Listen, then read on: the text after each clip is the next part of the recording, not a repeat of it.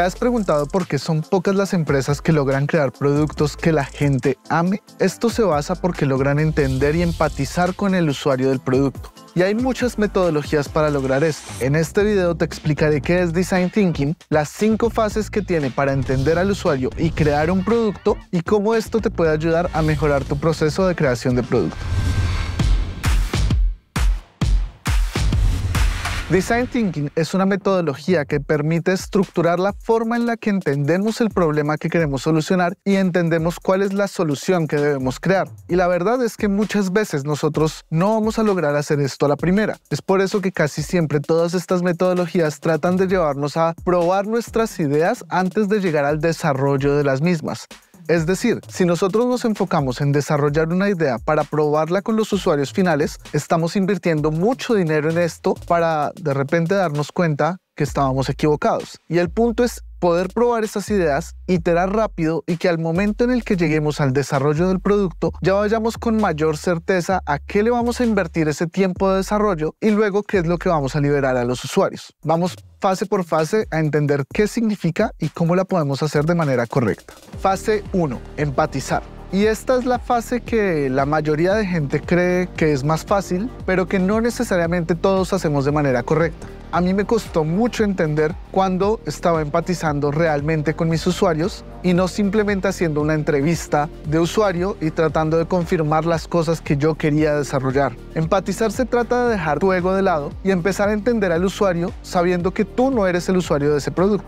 Cuando empiezas a entender a tu usuario, encuentras que tenemos diferentes herramientas para hacerlo. Research etnográfico para entender qué dispositivos se usan, qué características hay o qué rastros en internet ha dejado nuestros usuarios para entenderlo. Entrevistas de usuario también, donde entrevistamos al usuario tal cual, uno a uno, hablamos con él y tratamos de entender qué nos quiere decir. Entre muchas otras, como simplemente observar a los usuarios en el momento en el que tienen el problema y nosotros tomar notas acerca de esa observación. ¿Cuál es el problema? Los usuarios normalmente no están pensando en crear un producto cuando piensan en un problema. Cuando hablan del problema que tienen, siempre te van a tratar de decir la solución que ellos ya tienen en mente. Y si tú te vas a construir esa solución, realmente no estás entendiendo el problema y puede que cuando construyas esa solución te des cuenta que la solución no solucionaba el problema. Entonces, en cualquiera de las cosas que hagamos acá, ya sea etnografía, sea entrevistas de usuario o la mera observación del usuario, tenemos que tratar de tener una sed por encontrar cuál es el problema del usuario y definir todas las aristas del problema del usuario. Para este punto siempre me gusta contar una historia de Home Depot. Si tú necesitas el día de mañana colgar un cuadro en tu casa, tú vas a llegar a Home Depot y vas a decir: buenas, necesito un taladro, un martillo, un chazo y un tornillo. Te van a llevar al área donde están esas cosas, pero ¿eso es lo que tú necesitas? ¿O lo que tú necesitas realmente es colgar el cuadro? Cuando Home Depot se hizo esta pregunta, se dieron cuenta que muchos usuarios terminaban comprando un taladro, que es algo que solo iban a usar una vez y no volver a usar nunca. Y la verdad es que es una solución más grande que el problema que realmente tenían. Cuando detectaron el problema real que tenían los usuarios, crearon un nuevo producto en Estados Unidos que es el de renta de herramientas. Un usuario puede rentar un taladro por un día, usarlo para hacer el único agujero que necesita hacer para colgar su cuadro y no tener que pagar el precio completo de un taladro. Por el otro lado, Home Depot tiene un taladro al que puede rentar múltiples veces en un mes y ganar más dinero que si lo hubiera vendido. Ese es el beneficio de realmente encontrar el problema y realmente ponerte en los zapatos del usuario que va a usar ese producto. Entender el problema e idear una solución. Fase número 2. Definir. Y es que cuando sales a buscar toda la información para tener empatía con los usuarios, puedes llegar a un momento de tener parálisis por decisión. Es decir, tienes tanta información que es difícil escoger qué problema solucionar o incluso para quiénes solucionarlo. Tienes que tener en cuenta esto porque un problema puede ser muy específico, pero al momento de entender a todos los afectados, que se vuelva un problema con muchas aristas a solucionar y que la solución sea difícil de idear. En principio acá tienes que encontrar un problema y un público al que se lo vas a solucionar que den para un negocio, claramente, pero además que puedas crear una solución alrededor de eso. Y para poder delimitar ese problema vamos a poner requerimientos o limitaciones, también en inglés conocidos como concerns, points que te van a ayudar a definir qué no es el problema y qué sí es el problema. Como por ejemplo, los usuarios tienen problemas para pagar mi producto y la limitante que tienen los usuarios de no tener una cuenta bancaria o una tarjeta de débito o crédito que pueda hacer compras en Internet puede ser determinante para entender cuál es la solución que tienes que crear. Y también puede ser determinante por cómo va a operar un negocio.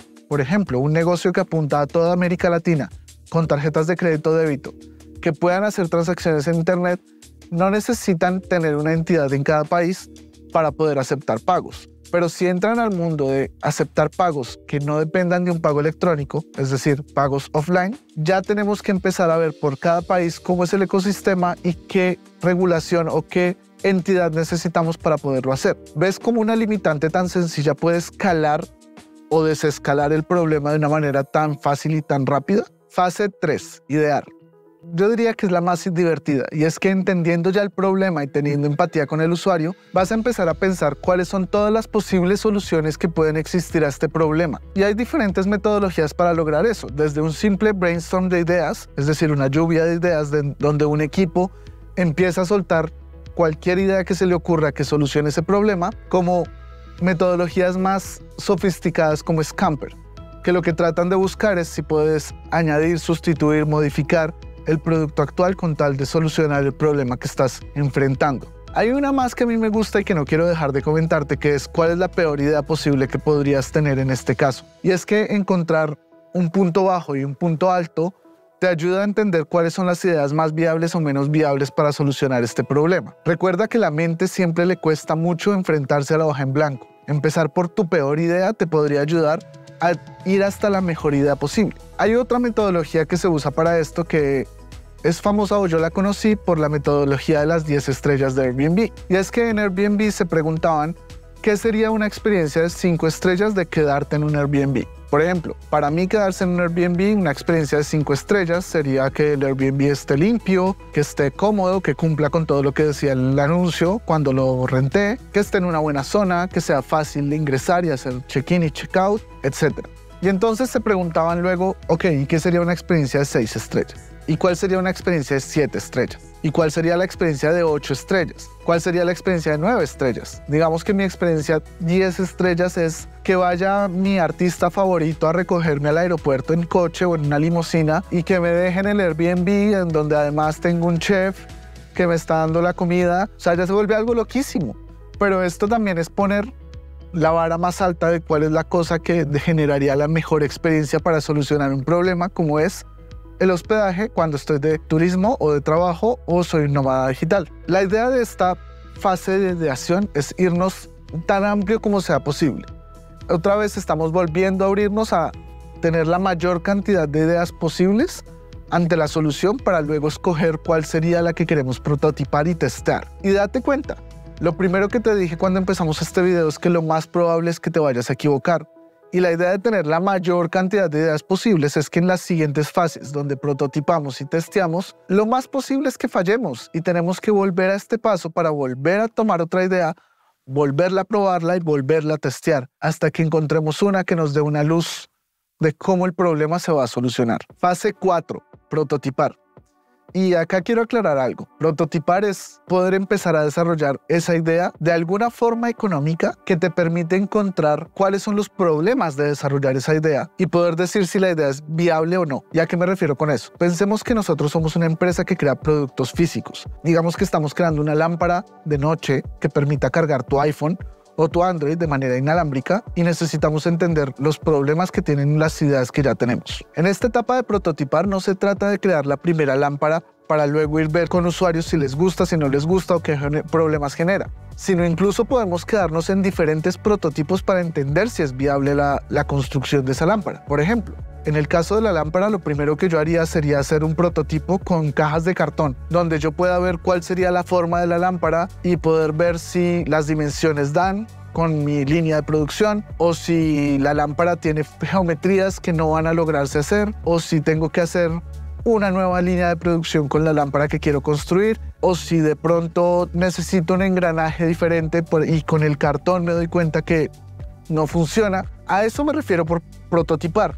Y te estoy dando ejemplo con un producto físico para que entiendas cómo muchas veces en este tipo de productos Prototipar se trata de que se vea sucio, de que se vea sin terminar, de que nos trate de mostrar los problemas que podrían haber. Y si lo llevamos a software, prototipar puede ser desde poner en una hoja de papel un wireframe que te permita darte una idea de cuál es el producto final y hablarlo con los desarrolladores para saber, oye, este producto necesita una API nueva, necesita un microservicio diferente, y eso determina que serían X tiempo o semanas de desarrollo. Muchas personas piensan o olvidan que en la fase de prototipar tenemos que ver la viabilidad técnica y financiera del producto para poder ahí sí decir este producto o este prototipo vale la pena testearlo con usuarios. Desde algo tan sucio, tan simple como una hoja de papel hasta un diseño en un Figma pueden ser un prototipo, pero si estás empezando tu prototipo en un diseño en un Figma, piensa que es como si estuviéramos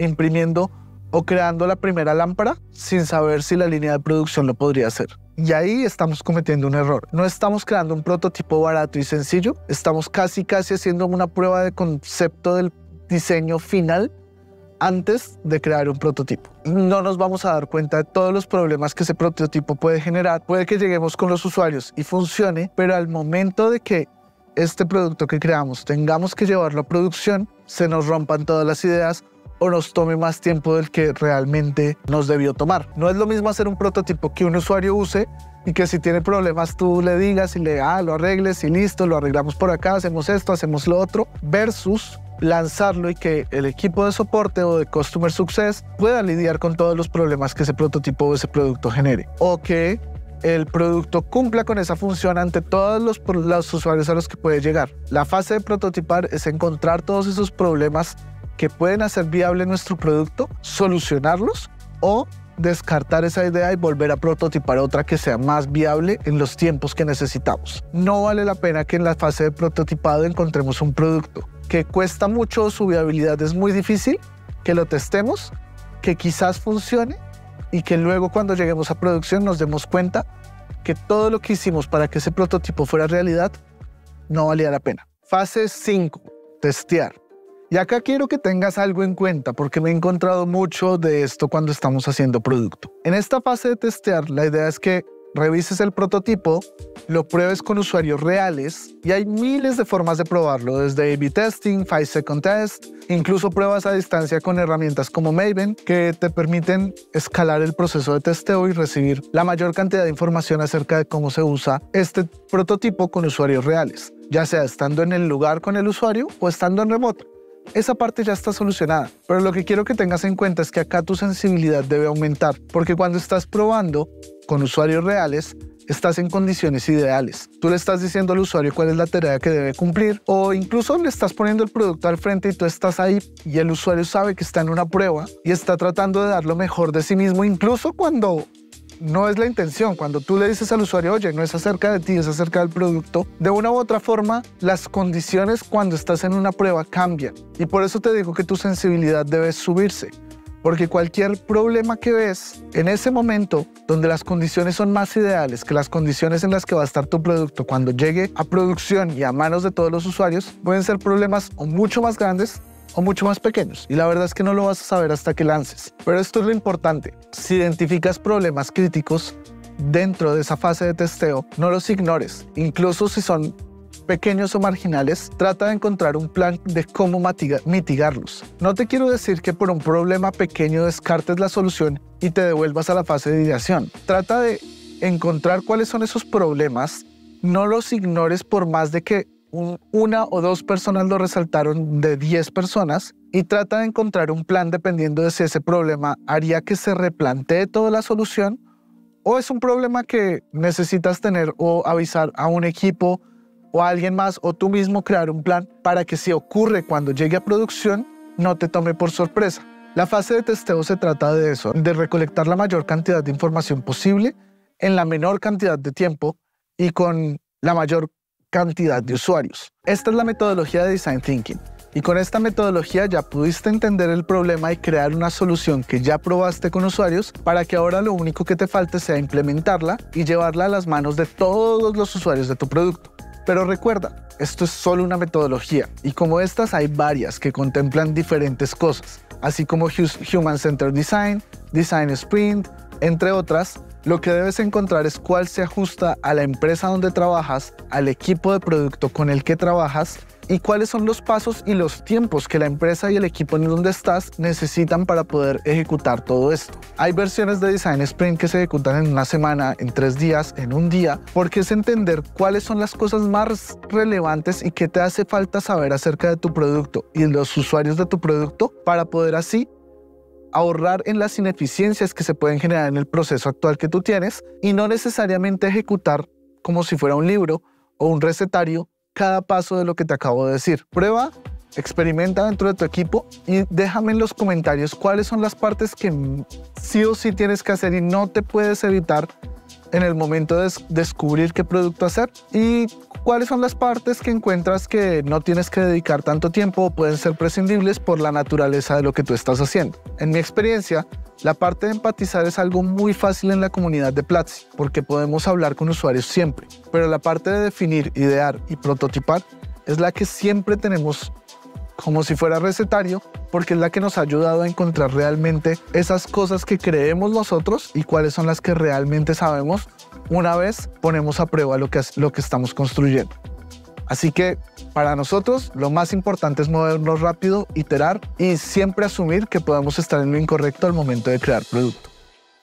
Te veo en los comentarios.